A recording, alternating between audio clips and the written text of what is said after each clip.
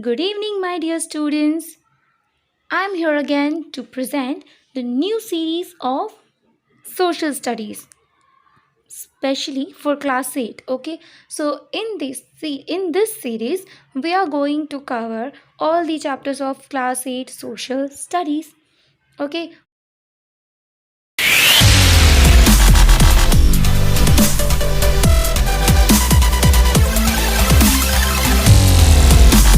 Chapter 1, Establishment of European and British Rule in India. Various races, travelers from all over the world have been coming to India for centuries. मतलब अलग अलग जातियाँ दुनिया भर से यानी from all over the world सदियों से इंडिया आते रहे हैं. अब देखो ये जो लोग इंडिया आए थे दैट मीन्स जो यूरोपियन थे, जो ब्रिटिशर्स थे, जो इंडिया आए तो थे ये ट्रेडिंग करने. ठीक है, ये ट्रेडर्स बन के आए थे इंडिया के साथ ट्रेडिंग करने.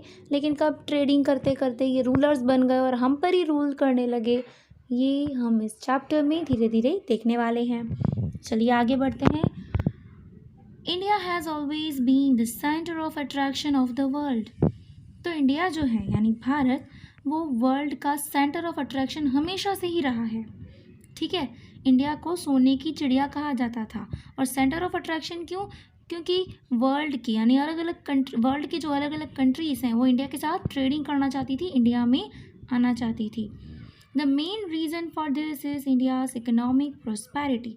तो इंडिया जो है वो वर्ल्ड का सेंटर ऑफ अट्रैक्शन क्यों रहा है? क्योंकि उसका जो मेन रीज़न है ना वो है इंडिया की इकोनॉमिक प्रोस्पेरिटी. मतलब इंडिया की जो फाइनेंशियल कंडीशन थी वो बहुत ही ज़्यादा अच्छी थी, जिसकी वजह से इंडिया जो है वो पूरी वर्ल्ड में सेंटर ऑफ अट्रैक्शन बन गया था और काफ़ी ज़्यादा कंट्रियाँ इंडिया के साथ ट्रेडिंग करना चाहती थी. India has had commercial and cultural ties with different parts of the world since ancient times. That means Harappan civilisation.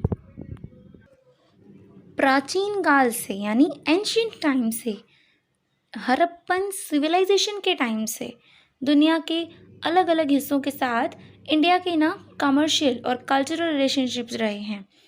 और वो क्यों? क्योंकि इंडिया जो है वो अलग अलग कंट्रीज़ के साथ ट्रेडिंग करता रहता है. ठीक है, मतलब दूसरी कंट्रीज़ में गुड सेल करना, दूसरी कंट्रीज़ से गुड परचेज़ करना, इसको ही कहते हैं ना ट्रेडिंग. ट्रेडिंग मतलब क्या होता है? हम परचेज़ करते हैं और सेलिंग करते हैं, इसी को तो हम ट्रेडिंग कहते हैं. तो इंडिया अलग अलग कंट्रीज़ के साथ ट्रेडिंग करती आ रही है, इसीलिए ये कह सकते हैं कि कमर्शियल रिलेशनशिप रहा है. ठीक है. In the 15th century, significant social and religious changes took place in Europe, which we know as Renaissance. अब 15th century में क्या हुआ? यूरोप में कुछ चेंजेस हुए. कैसे चेंजेस?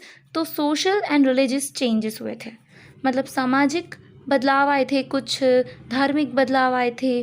ठीक है, तो इन्हें हम कहते हैं रेनेसेंस. अब रेनेसेंस का मतलब क्या होता है? तो रेनेसेंस होता है रीबर्थ होना या रीफॉर्मेशन. तो यूरोप में जो बदलाव हुए थे उसकी वजह से कह सकते हैं कि यूरोप का रेनेसेंस हुआ था. अब ये जो रेनेसेंस है ये कब हुआ था? तो ये हुआ था 15th सेंचुरी में. Is there any relation between renaissance and history of India? तो क्या इस जो रेनेसेंस जो है यूरोप का हुआ था उसका इंडिया की हिस्ट्री के साथ कोई रिलेशन है? To verify this, we will try to understand why the Europeans came to India from the 15th century itself. तो इस चीज़ को वेरीफाई करने के लिए हमें ये समझने की कोशिश करनी होगी कि यूरोपियंस जो है वो इंडिया 15th सेंचुरी में अपने आप क्यों आए थे. Reasons for the arrival of Europeans in India. अब देखते हैं कि इंडिया में यूरोपियंस के आने की रीजन्स क्या क्या थे. In 1453 AD, the Turks conquered Constantinople. अब 1453 में जो तुर्कीज़ हैं उन्होंने कॉन्स्टेंटिनोपल जीत लिया. It was the headquarter of trade route between India and Europe. अब कॉन्स्टेंटिनोपल क्या था? तो ये एक हेडक्वार्टर था. इंडिया और यूरोप का जो ट्रेड रूट है ना उसके बीच का हेडक्वार्टर था. अब हुआ क्या? तुर्कीज़ ने तो इस हेडक्वार्टर को जीत लिया. ठीक है, with the conquest of Constantinople by the Turks, Indian goods stopped flowing to Europe and the western countries of the world. अब हुआ क्या, तुर्कीज ने कॉन्स्टेंटिनोपल को जीत लिया, यानी इंडिया और यूरोप के बीच जो ट्रेडिंग के लिए सबसे इम्पॉर्टेंट चीज़ थी, हेडक्वार्टर था, जो मेन चीज़ थी ट्रेडिंग के लिए, वो तो तुर्कीज ने जीत ली। तो अब क्या हुआ, इसी की वजह से जो इंडियन गुड्स हैं वो यूरोप में जाना बंद हो गए और वर्ल्ड की जो वेस्टर्न कंट्रीज़ थी वहाँ पे भी जाना बंद हो गए, यानी जो इनका ट्रेडिंग का फ्लो था वो स्टॉप हो गया। The Europeans were in dire need of Indian spices. अब यूरोपियंस को तो इंडियन स्पाइसेस की बहुत ज़्यादा यानी सख्त ज़रूरत थी। दे स्टॉप्ड गेटिंग दिस थिंग्स, और उनको ये चीज़ें मिलना बंद हो गई। क्यों बंद हो गई? क्योंकि ट्रेडिंग रुक गया ना, ट्रेडिंग का फ्लो बंद हो गया। अब चीज़ें इंडिया से यूरोप नहीं जाती, तो यूरोप वाले लोगों को ये चीज़ें मिलेंगी कैसे? इसलिए लिखा है they stopped getting these things, अब उनको ये चीज़ें मिलना बंद हो गई। India exported cotton, silk, spices, indigo, nitre, timber, opium in large quantities to Europe. अब इंडिया ने यूरोप को क्या क्या एक्सपोर्ट किया है? तो फर्स्ट है cotton. Cotton means cotton cloth, fabric है एक टाइप का, you all know very well. Next one is silk. Silk भी एक फैब्रिक की टाइप है। उसके बाद है स्पाइसेस, और स्पाइसेस क्या होता है? ये भी मसाले ही होते हैं, ठीक है, स्पाइसेस मसाले आपने सुना ही होगा। इंडिगो क्या है? ये डाई होता है, ठीक है। अब नाइटर की बात करें तो नाइटर का मतलब होता है पोटेशियम नाइट्रेट। ये जो है वो फर्टिलाइज़र में भी यूज़ किया जाता है, और इसका स्पेशल यूज़ क्या होता है? फूड को प्रिजर्व करने के लिए भी यूज़ किया जाता है। अब टिम्बर की बात करें तो ये एक वुड होता है that is going to be used for buildings वगैरह बनाने के लिए, बोर्ड्स वगैरह बनाने के लिए ये वुड यूज़ किया जाता है, ठीक है। ओपियम मीन्स अफीम, ये एक पावरफुल ड्रग है, made from seeds of a Poppy.